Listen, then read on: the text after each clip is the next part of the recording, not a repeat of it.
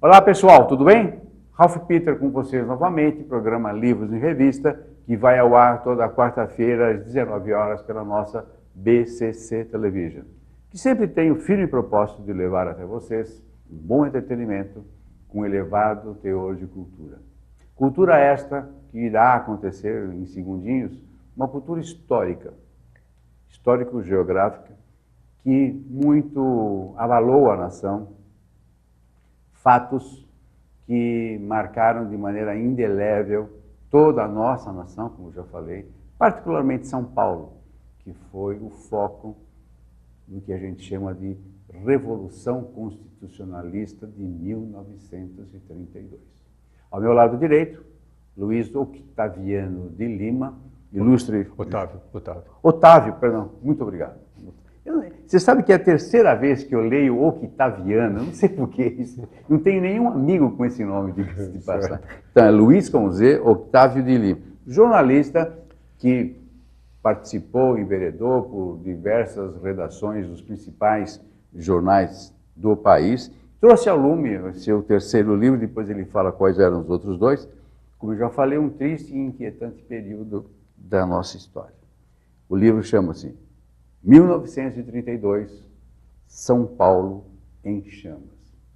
É inquietante porque, agora é a minha opinião, nós sempre pousamos, né, de antibelicosos. Sim. Sempre não, São Paulo, imagina, não, sangue, não, de jeito nenhum. Brasileiro é cordial. Brasileiro é bonzinho, é cordial. Pelo menos naquele momento nós mostramos a nossa outra face. Sim. Não é, Luiz? Sim. Foram combates muito violentos, inclusive em pouco tempo muitas mortes, né? Centenas e centenas de mortes no período. E a origem desse episódio ela começa na Revolução de 1930. E que São Paulo, em parte, até apoiou, ao contrário do que muitos falam. E desculpe interromper, essa Revolução de 30 era por quê? Qual o motivo? Na verdade, a chamada República Velha, né, que durou até aquele período, de meados de 1930, ela era muito questionada por fraudes eleitorais e por ser caracterizada por governos que eram eleitos pelas elites e entre Minas e São Paulo sempre. Era chamada política do café com leite. Ah, isso é que chama política do café com leite. Sim, então se alternavam presidente de Minas e Minas Gerais e São Paulo, sempre no poder e tudo mais. Quando, em 1929 para 30, o Washington Luiz era o presidente, que na verdade nem era paulista, ele era fluminense, ele era do interior do Rio de Janeiro, nascido lá, mas passou a vida dele aqui, estudou aqui. Ele quis indicar como sucessor o governador de São Paulo daquele momento, que era o Júlio Prestes. E isso começou a criar um racha entre as esferas de poder no país. Getúlio Vargas tinha sido ministro da Fazenda do Washington Luiz, naquela época governava o Rio Grande do Sul, e comandou uma rebelião contra essa escolha, juntamente com a parte de Minas Gerais. Minas Gerais ficou dividido ali. Agora, apesar de ser chamada política do café com leite, essa alternância não era exatamente Minas e São Paulo. Aconteceu de alguns outros presidentes que não eram de Minas e São Paulo, mas que moravam vinculados de alguma forma a Minas e São Paulo, também fizeram parte desse rodízio. Então começou daí um levante. Mas aí não houve arma, não houve guerra. Não houve, nesse momento. Não houve um atrito bélico. Não, chegou a haver uma eleição, inclusive, democrática, com a eleição a maioria elegeu o Júlio Prestes, que era o indicado do Washington Luiz e tal. Mas o grupo do Getúlio Vargas não aceitou esse resultado. Isso é uma determinação quase, né? Não aceitou o resultado. E houve um levante que começou no Rio Grande do Sul e subiu para São Paulo, Rio de Janeiro, e o governo do Washington Luiz foi derrubado. Faltavam 2 semanas para terminar. O Júlio Prestes, inclusive, estava fora do Brasil naquele período. Ele tinha ido para os Estados Unidos, saiu até na capa da revista Time como novo presidente do Brasil. Foi o primeiro brasileiro a aparecer na capa da revista Time. Já estava sendo anunciado como novo presidente. Ele foi visitar a Europa, Estados Unidos, para se apresentar como presidente. E não chegou a tomar posse, né? Foi derrubado antes de tomar posse. Que vexame. Então, houve um levante armado. No Rio de Janeiro, a deposição do Washington Luiz foi feita por uma junta militar. O Getúlio Vargas nem tinha chegado lá, estava aqui no sul de São Paulo ainda. E ao chegar ao Rio de Janeiro, houve até num certo momento, durante uma semana, houve um vácuo de poder. Porque, ao contrário do que se pensa, o Getúlio não foi uma escolha por unanimidade do grupo que fez a Revolução ali. Ele foi questionado, alguns queriam um militar de fato. Ele, apesar de vestir farda e tudo mais, ele não era um militar. Ele tinha servido o exército um tempo e tal. E esse charme da farda? Então, imposição de poder. Ele acabou tomando posse de farda, fazendo um discurso de farda, mas ele não era um militar de carreira. Ele tinha até componentes ali em volta dele que eram. Como é que os militares permitiam isso? Então, eu acho até que ele fez isso como uma forma de facilitar as coisas, como de se fosse mostrar uma homenagem? identificação ali com a área militar e tudo. Certo. Então, no período entre 1930 e 1932, meados de 1932, houve muito conflito, principalmente aqui em São Paulo, com relação a isso. Porque como o presidente anterior era paulista, e a alegação para se fazer a revolução é que as elites, as oligarquias, os industriais e tudo não podiam mais mandar no país, enfim, como houve essa alegação, no período entre 30 e 32, São Paulo sofreu muito com uma repressão do governo federal. Houve censura à imprensa aqui. Em geral, estava havendo uma censura à imprensa generalizada. O Congresso Nacional foi fechado em 1930 e não reabria nunca. O Getúlio prometia reabrir, mas não convocava eleições. A Constituição tinha sido suspensa e não se convocava uma Assembleia Constituinte nova, apesar também das promessas do Getúlio Vargas. Ele ia adiando.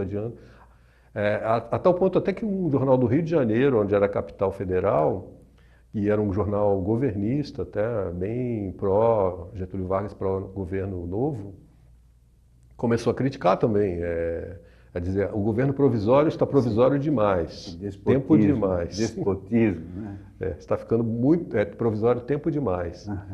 E essa era a sensação. Com relação a São Paulo, houve uma repressão especial, porque para cá foi nomeado um interventor que não era de São Paulo, não tinha nenhuma identificação com o Estado, não conhecia, que era o João Alberto. Ele era pernambucano e tinha sido da Coluna Prestes. Então ele reuniu uma série de antipatias aqui da população de São Paulo. Tomou várias medidas impopulares. É quase um ato falho esse, né? Sim. Empatia zero, né? E colocaram uma série de medidas, ao contrário do que aconteceu, diferentemente do que aconteceu em outros estados. Aqui, por exemplo, havia toque de recolher à noite, às 21 horas, para menores de 21 anos. Por quanto tempo esse toque? Durante todo o período de 30 a 32.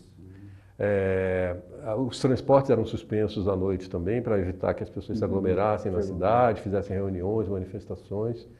Quando se fazia alguma manifestação em prol da Constituição ou de eleições e tudo mais, havia uma milícia em São Paulo, getulista. Sim, era um braço aí do getulismo, que era a Legião Revolucionária. Um parênteses. Você sabe, você contando isso, a impressão que dá, o que eu tenho, é que isso é um cancro. Uma vez se instalou isso aqui no país e se repete o tempo todo. A gente não se livra nunca disso. Porque os padrões são os mesmos, né? Vamos vivendo de golpe em golpe, né? Como é que pode isso? Né? A democracia é muito instável, muito sem base, né? Sim, muito. E isso começou a minar de tal forma o ânimo do povo paulista que começaram a surgir protestos, apesar da repressão, gente presa, inclusive das classes operárias, porque o discurso do governo federal era de que as elites é que estavam insatisfeitas. Mas toda vez que havia uma manifestação operária e tudo mais, era severamente reprimida, às vezes a bala pelo governo instalado aqui. Então, não é assim uma insatisfação banal. Sem uma base. Sim, os secretários de governo eram escolhidos pelo governo federal. Enfim, São Paulo não tinha autonomia nenhuma naquele momento para governar o seu próprio estado e para tomar as suas decisões. Mesmo assim, a economia ia? A economia ia, ela tinha passado por uma crise muito grande em 29, a cafeicultura, o café era o principal produto. O mundo todo, né? 29 abalou o mundo abalou todo, o mundo. E o café era o principal produto do Brasil, de exportação.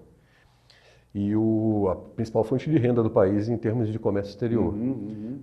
Quando veio a crise de 29, não só, o mundo inteiro estava abarrotado de estoques de café, então, e parou de comprar o café do Brasil. E São Paulo era o produtor de café, o grande produtor naquele ano, vivia à base do café. Então, sofreu economicamente muito também. Queimaram grandes estoques. Queimaram estoques. Nossa, o próprio governo federal queimou estoques também. Sim, porque... Para tentar... Não, e outra, não tinha o custo, o custo do transporte não pagava. Sim. Você não pagava o transporte. Não. Então, essas insatisfações todas começaram a reunir a classe média, profissionais liberais, advogados, professores, pessoas do comércio. Não foi só uma elite, por assim dizer, que como eles falavam, passou por uma insatisfação. Era uma coisa generalizada já no começo de 1932. Sim, porque estava todo mundo, toda a sociedade estava manietada, né? Estava. Não era só a elite. E a elite era a elite rica, né? Porque tem a elite literária, a elite Sim. culta, a elite disso e aquilo. Sim. Mas a elite de grana eram poucas pessoas, não era um vasto número de pessoas. Hoje você tem uma elite devidamente monetizada em larga escala. Você tem bastante gente. Naquela época não, tanto que a Avenida Paulista foi aberta pelos barões do café, eram poucas residências que tinha. Né? Região de Higienópolis e tal. São Paulo cresceu ali à base da economia cafeeira, das indústrias que começaram a chegar, serem implantadas e tudo. Então, quando chegou um momento em que a insatisfação era muito grande. E em maio de 32, do dia 22 para o dia 23, o Oswaldo Aranha, que era ministro do Getúlio Vargas, veio a São Paulo e correu a notícia de que ele vinha para destituir o secretariado que estava aí, porque por um breve período foi escolhido um secretariado paulista. E parece que havia uma necessidade de interferir novamente no secretariado paulista. E aí foi um estopim, assim, porque a notícia da chegada dele foi considerada uma afronta ao povo paulista, assim, chegou ao limite, né, aquilo. Então, o sábado e domingo foram 22 e 23 de maio, foram dias de protestos na cidade inteira. Manifestações na Praça do Patriarca, na Praça da República e tudo mais. No dia 23 à noite, a situação saiu totalmente de controle e um grupo grande de manifestantes foi para a Rua Barão de Itapetininga, ali no centro, onde era a sede dessa Legião Revolucionária, que era o grupo armado aí, paramilitar aí do Getúlio Vargas aqui em São Paulo. E eles fizeram uma manifestação violenta até ali na entrada do prédio, né, na rua ali onde eles estavam, e os integrantes da Legião Revolucionária atiraram lá de cima no pessoal que estava na rua fazendo a manifestação, jogaram até granadas. E durante esse conflito, que foi pela noite adentro, foi terminar lá para as 4 da manhã, morreram 3 pessoas, três jovens, e assim, quase mais de uma dúzia de feridos, enfim, o conflito foi muito violento. Esses 3 jovens que faleceram é aquele MMDC, porque o quarto morreu dias depois. Então, então agora está explicado por quê, porque sempre que a gente fala de Revolução de 32, MMDC são as letras que aparecem, parece que só eles morreram. Não, inclusive alguns morreram depois, alguns feridos até morreram depois desse episódio. Quer dizer, o Getúlio, Sim. Ele conseguiu preparar uma belíssima de uma carnificina. Sim, agora a censura era a tal ponto que no dia seguinte a esse episódio, que foi uma carnificina, a Praça da República ficou lá com as pessoas feridas, sendo atendidas e tudo mais, carros revirados, enfim. E nos dias seguintes, no noticiário no Rio de Janeiro, por exemplo, que era a capital, saiu apenas nos jornais que noticiaram alguma coisa, deram pequeno distúrbio no centro de São Paulo, mas um parágrafo, uma coisa muito pequena, dizendo Ocorreu um pequeno distúrbio no centro de São Paulo no domingo à noite. Desculpe. O Getúlio já sabia ou alguém conseguia manipular a informação? Ah, sim, era uma coisa muito controlada já desde essa época. Inclusive, quando a Revolução estourou em 9 de julho, né, um grupo aqui que reunia parte do Exército, que estava baseado aqui em São Paulo, Força Pública, que era a antiga Polícia Militar, e havia uma conexão, e a classe política tinha sido destituída, e uma série de camadas da sociedade organizaram essa sociedade MMDC, a partir do dia 23 de maio. Tá. Visando a própria derrubada do governo Vargas mesmo. A intenção era essa. Mas isso não era um movimento restrito a São Paulo. Eles tinham já... Rio Grande do Sul estava fechado com São Paulo, e Minas Gerais, em parte, também já tinha uma adesão muito grande. Mato Grosso, várias partes do país, a Bahia tinha uma classe de intelectuais, principalmente, que estava muito conectada com esse movimento. Pegava em arma. Para pegar em armas, e até no Rio de Janeiro já existiam alguns focos, inclusive nas Forças Armadas lá. Houve alguns focos também de insatisfação. E onde que eles arrumavam as armas? Qual era Então, como é que comprava essas armas? Eles foram, ao longo desse tempo, a partir do 23 de maio, o próprio general Euclides Figueiredo, coronel na época, Euclides Figueiredo, que era o pai do futuro general Figueiredo, ele estava baseado aqui em São Paulo, ele era um dos revoltosos. E em acordo com o interventor da época, que era o Pedro de Toledo, que era um jurista e diplomata paulista mesmo, finalzinho do período ali da efervescência, o Getúlio aceitou nomear um paulista, mas que era o Pedro de Toledo, que já era um homem velhinho, e ele considerava que não ia ter nenhum... Não ia dar trabalho nenhum. Não ia dar trabalho para ele. Não ia ter a menor influência ou importância. Ele ia conseguir manipular bastante. Só que não deu certo, porque o Pedro de Toledo se tomou de um novo brio, de um novo vigor ali, e resolveu entrar no movimento. Ressuscitou o velhinho. Sim, começou a liderar o movimento revolucionário. Foi muito bom. Eles chamavam de leão sem dentes, eles chamavam de que ele estava babando, ia sentar na cadeira do governo babando e dormindo. E, no entanto, ele ganhou uma vida nova. Reacendeu, cara. Para a época ele era uma pessoa idosa, ele tinha mais de 70 anos. Com certeza. Para a época ele ele era muito no idoso, lucro há muito tempo. ele estava aposentado. E ele achou que aquilo era uma solução boa. Eu entrego São Paulo para o paulista, vida curta. mas é um paulista que, coitadinho, é um velhinho que não vai me dar trabalho, não vai me dar problemas. Porra. Então houve esse acordo entre todas essas partes, e eles começaram a se armar com as armas do próprio Exército, com as armas da Força Pública, que a Força Pública, a Polícia Militar entrou integralmente no movimento, e eles tinham a expectativa de receber reforço do Mato Grosso também, onde o general, que era responsável pela região militar de lá, tinha prometido levar as tropas, trazer as tropas para São Paulo. E aí já e as armas também. Naturalmente, lógico. Só que ele veio sozinho, no final das contas. Como veio sozinho? Ele chegou sozinho a São Paulo, não trouxe ninguém. Por quê? Nem armas, nem... Embora Mato Grosso depois tenha ajudado São Paulo e aderiu. Parece que alguém ou um estado roeu a corda na última hora. O Rio Grande do Sul. Roeu a corda? O governador estava fechado com São Paulo, mas o Getúlio deu uns telefonemas. Minas não. Minas ficou presente. O governador de Minas era mais pró-Getúlio. Ele estava mais pendendo para a Aliança Liberal do Getúlio. Mas lá dentro tinha um movimento liderado pelo Arthur Bernardes, que tinha sido presidente antes. É impressão minha, isso aqui em particular, é impressão minha ou o Getúlio não gostava de São Paulo? Eu não sei, eu não tenho como dizer isso. Mas eu acho que... Eu não sei, eu acho que ele achou que São Paulo era um problema, seria um problema.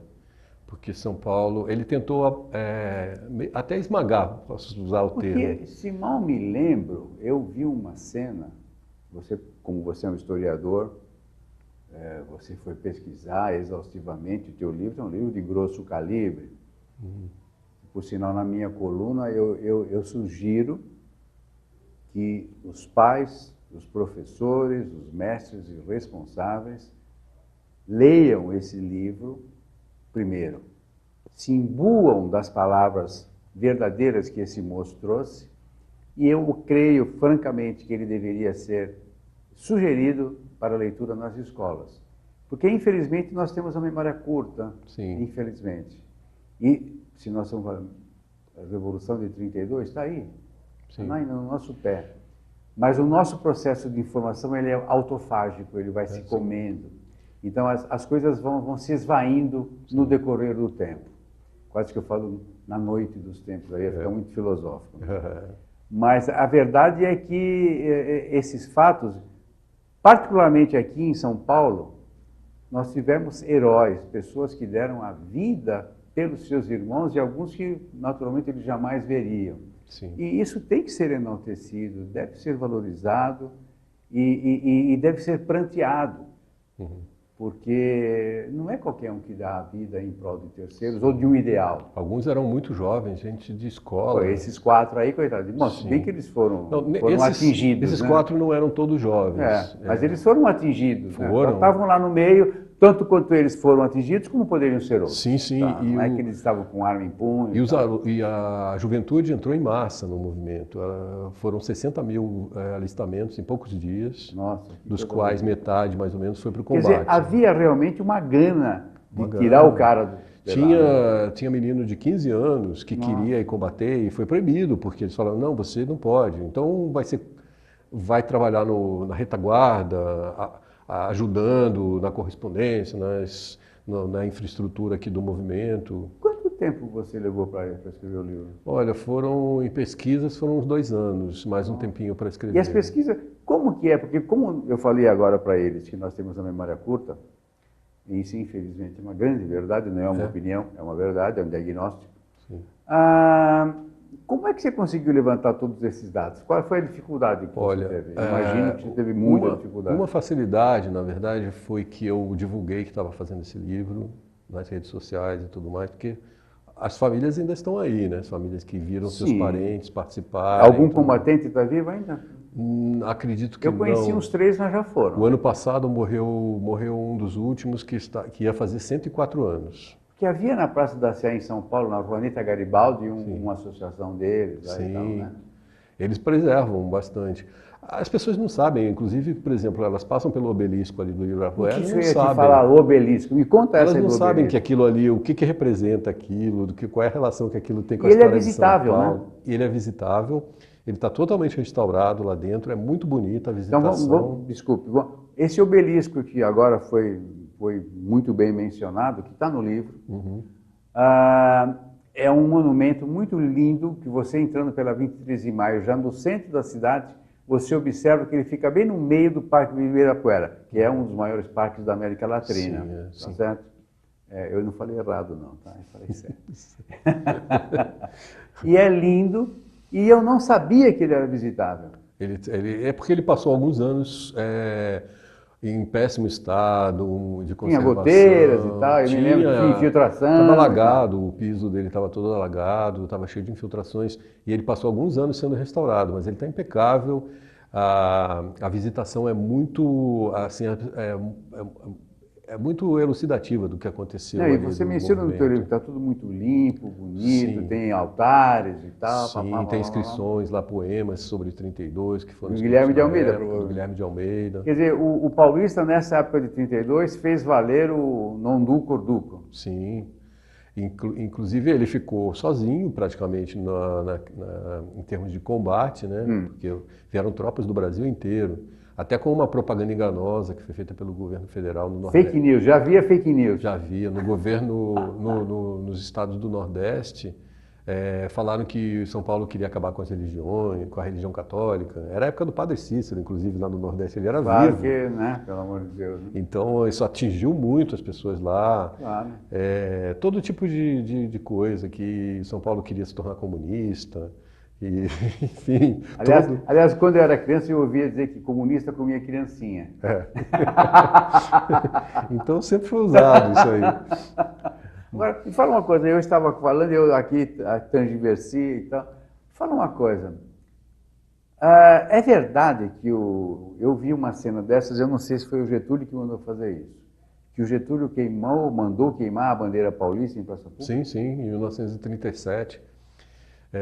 ele a pretexto porque a Revolução de São Paulo era pela Constituição, por eleições, por uma redemocratização do país, né? Ou seja, instaurar a democracia definitiva. Sim, e finalmente em 1934 foi feita uma Assembleia Constituinte, foi aprovada a Constituição nova e o Congresso foi reaberto.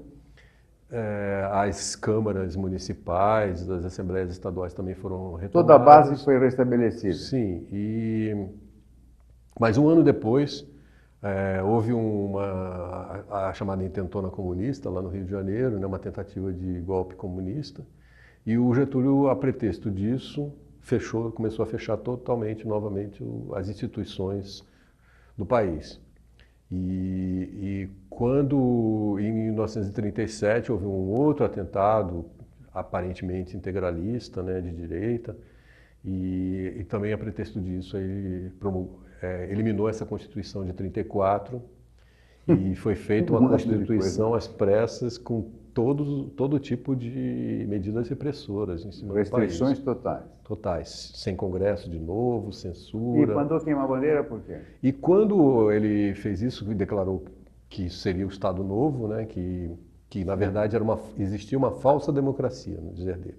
O Brasil tinha vivido uma falsa democracia, que na verdade partidos não representavam nada, que os estados não podiam ter autonomia, porque isso era um falso conceito de democracia. E na verdade a gente via que no mundo estava acontecendo coisas muito parecidas, né? Na Alemanha nazista, na Itália fascista, na Espanha franquista, em Parece que é um Portugal. ciclo isso, né? Então, Parece que é um ciclo. de uma certa forma, ele achou até normal, natural fazer uma coisa, enveredar para um caminho desses. E uma das medidas que ele tomou logo de cara, até para evitar para dar uma resposta talvez a São Paulo, foi dizer que as bandeiras dos estados, e a bandeira paulista tinha sido um símbolo muito forte aqui durante a Revolução de 32, né?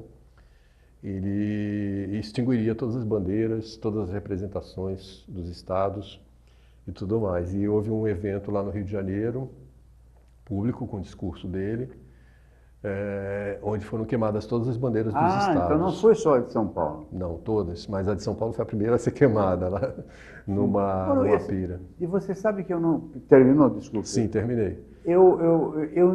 Esse é um dos motivos que desde criança, quando eu li algumas coisas, e quando a gente é criança no livro de história, depois que é adulto você vê que não é a verdade, sempre então uma maquiagem de uma outra forma e tal, tarará, tarará.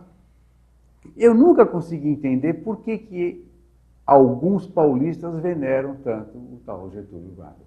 O que ele fez de bom nesta época para ele ser venerado por alguns paulistas? Ele teve um lado social e trabalhista que realmente ele trouxe muitos avanços. A CLT partiu Isso desde 1930. Carteira de trabalho. Existia essa preocupação. Ele criou o Ministério do Trabalho, ele criou uma série de direitos trabalhistas. Se me não falha a memória, a mulher passou a votar sob sua égide. Foi em 34. Foi isso? Já a partir de 34. Então, houve uma série de avanços nesse sentido, em termos de necessidades do país, de avançar e tudo mais. E em termos de direitos trabalhistas, de fato, ele criou muitas inovações que Tanto que o Partido Trabalhista ainda se vale do seu nome, né? Sim. PTB, né? Sim. A Ivete Vargas e tal. Então, ele é muito reconhecido por esse lado, né? E o Getúlio era uma figura ambígua, uma figura muito controversa, né? Então ele tomava decisões aqui, mas por outro lado ele era um ditador. Se fala, um no cravo, outro na ferradura. Era na ferradura. E, inclusive, os próprios aliados dele de um momento eram os inimigos de outro momento. Ao longo dos governos. Mas esse é um jogo político que se estende no Brasil até hoje, né? Isso não vai mudar. A política é feita por pessoas. Então, se nós temos pessoas que nasceram aqui, o perfil é o mesmo. Infelizmente, essas coisas Você é um historiador, me diga se eu estou certo ou errado. Não, exato, é verdade. Eu só estou me balizando pelo pouco que eu conheço, pelo pouco que eu sei. Mas você é uma pessoa que vai fundo, você se aprofunda exaustivamente nos documentos, né? Sim. É importante rever os documentos. Até porque muitas narrativas de 32 tinham muitas falhas. tinham muitas imprecisões. Não tô querendo dizer que meu relato é o mais preciso de todos, mas muitos livros se repetem, alguns deles copiam uns aos outros. Então, com o tempo, isso foi ficando... as informações ficaram falhas, né? Fora isso, a gente passou um período de censura muito grande no país. Sim. O Getúlio governou por mais 13 anos depois da Revolução de 32. As escolas não podiam tocar nesse assunto, a imprensa não podia falar desse assunto. Então o assunto ficou restrito a São Paulo, porque as pessoas tinham participado fortemente desse movimento, mas o resto do Brasil nem sabe que isso existiu em muitos casos. Muitas pessoas nem sabem que aconteceu isso, porque ficou perdido lá na história. Mas, de qualquer maneira, o reflexo da Revolução de 32 foi o avanço social. Como que você determinaria o sucesso ou o fracasso do movimento de 32? Eu acho que foi um movimento de cidadania, né? Muito forte, talvez o grande movimento, o grande primeiro movimento de cidadania no Brasil, né? Porque até então a gente tinha a Proclamação da República, sim, mas feito por um grupo pequeno, que não era uma aspiração, uma coisa tão da população, assim. E foi muito circunstancial também, né? Sim, pontual. Houve um movimento republicano, abolicionista e tudo mais, mas ele era restrito a intelectuais, a políticos. Quase restrito, né? Quase restrito. Não era uma coisa que chegou à população como um movimento de massa e tudo mais. E esse movimento de 32 foi um movimento de massa da população. Pelo que você falou, mais de 60 mil pessoas em 2 dias, não foi? Sim, 60 mil. E mulheres, inclusive, foram lutar no campo de batalha, ali nas trincheiras. Algumas foram, vestiram farda e foram. A Ana Nery é da guerra ou é da Revolução? A Ana Nery é da Guerra do Paraguai. Da guerra. Ela é da Guerra do Paraguai.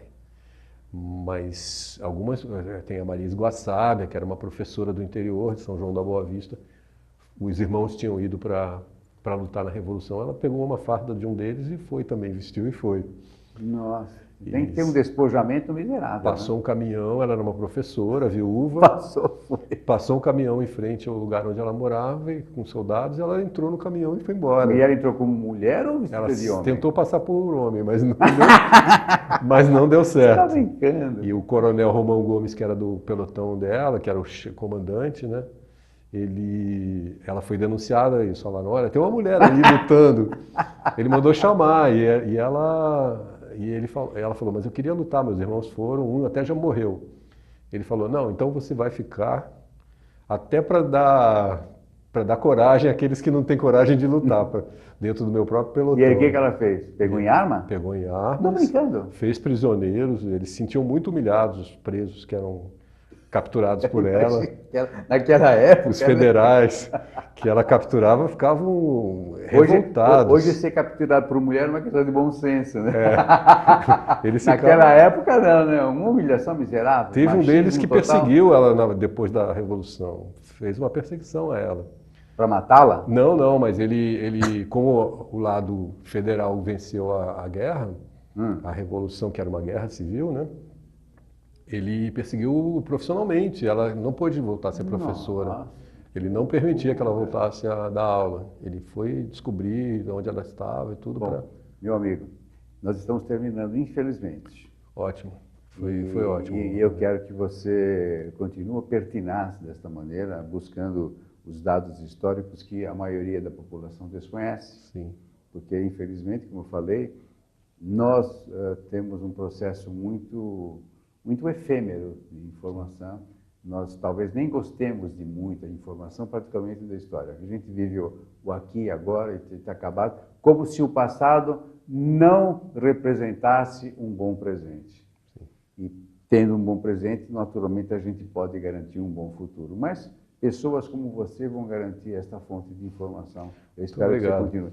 Dá só o nome dos outros 2 livros que você fez. Eu fiz anteriormente A Guerra do Paraguai e agora, breve, estou lançando 21 batalhas que mudaram o Brasil. Mas esse aqui do São Paulo em Chamas é o terceiro? É o terceiro livro. Então você teve 2 anteriores. O primeiro livro foi Pimenta Neves, uma reportagem. Pimenta, aquele sujeito que matou, é jornalista, colega nosso, que matou A sua amante, a companheira, sei lá o sim, quê, também jornalista. Era jornalista também. Qual era o nome dela? Sandra Gomide. Sandra Gomide. Ela foi, eu levantei o caso e levantei a história de vida de cada um Esse cara tá deles. preso, tá? Ele já está solto. Ele cumpriu Porque ele era cerca de 5 inimputável, anos. já tinha mais de 70, não é? É.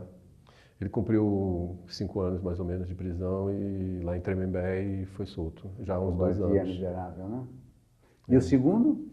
O segundo é a Guerra do Paraguai, que Guerra eu do fiz Paraguai, com uma pesquisa perfeito. lá nos lugares também, nos países e no sul do Brasil e tudo mais. E também esse agora de 1932 foi também resultado de uma pesquisa em todos os lugares.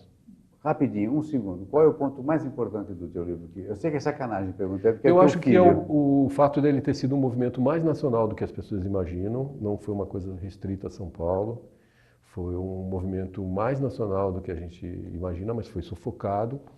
E que ele mostra que a luta pela redemocratização é permanente. Nós hoje em dia estamos vivendo... Você vê possibilidade de acontecer isso de novo? Nós estamos vivendo não exatamente uma coisa parecida, algo parecido, mas a gente ouve falar em que se mexa na Constituição, que se cria uma nova Constituição de uma hora para outra, sabe-se lá por quem, né, a essa altura, e de uma série de ameaças à democracia que a gente vive permanentemente. Fala-se em fechar o Congresso, o nosso Congresso também dá motivos às vezes para isso. Sim, sim, sim. Então Não, a gente eu acho tem que que preservar de as instituições. De repente virou um anseio popular até por ignorância. Sim. A gente tem Né? que manter isso, essas instituições. Justamente por não termos uma identificação histórica. Exatamente. Fecha o Congresso, ninguém sabe o que acontece quando fecha o Congresso. Sim, os eleitores têm que Ninguém sabe, não. participar sempre, Os de não só hoje no dia não da sabem. eleição, né? Lógico, Eles claro. têm que ser cidadãos Mas, sério, você a pergunta vida para uma toda. pessoa, qual deputado que você votou há 4 anos? Sabe que eu não lembro? Ou seja, e por isso que nós não temos o direito de reclamar dos caras que estão nos esbulhando, estão nos roubando, que estão nos aviltando. Porque esses caras são, desafortunadamente, o nosso reflexo. Sim. Você não dá um carro a quem você não conhece para dirigir o seu próprio veículo. Não dá. Por que você vai fazer isso com o teu voto? Eu venho falando isso de maneira enfática, parece um tiozão velho, né? Não, eu acho que, Mas, que é uma percepção que cada vez mais meu caro, tem insisto, sentido. você não tem o direito de reclamar. É muito simples. Condomínio. Eu não vou na reunião de condomínio porque tem briga, porque os caras roubam. E quanto mais você se afastar, mais os caras vão te roubar, mais besteiras eles vão fazer e vai por aí. Quer consertar a casa? Fica dentro dela, não fuja não. Exatamente. Ou seja, o teu voto é muito importante, o meu voto, o voto dele, de pessoas esclarecidas, e nós temos a obrigação de esclarecer quem não tem esclarecimento, quem não tem o poder de visão que nós temos, e você sabe muito bem de quem eu estou falando. Meu caro, desculpe o desabafo. Muito obrigado. Mas é por aí. Muito obrigado por ter vindo. Eu quero agradecer particularmente ao nosso amigo, né? Sim. O Luiz Carlos Ramos, que é também jornalista. Sim, um excelente professor, jornalista. Exatamente, que nos apresentou. Sim. Agradecimentos sempre sinceros à equipe técnica, maravilhosa. Maria Estela Guedes, que através do seu site www.com nos abre todas as portas e janelas também do universo lusófono. E mais uma vez, meu caro, muito agradecido. Também as portas estão sempre abertas. Aliás, você está já convocado. Fica, eu sou um cara democrata, né? Você está intimado a vir aqui. Aliás, hoje é dia 11. Dia 9 é o dia mais um ano da Revolução Constitucionalista, que eu espero... 86 anos. Que foi muito bem festejado, ou pelo menos que façamos um gesto de reverência a todos aqueles que tombaram para que nós hoje estivéssemos aqui falando dessa maneira. Muito obrigado por ter vindo mais uma vez. Muito obrigado pelo convite e agradeço também aos espectadores. Muito sucesso para você. Pessoal, até a próxima. Muito obrigado pela companhia. Tchau, tchau.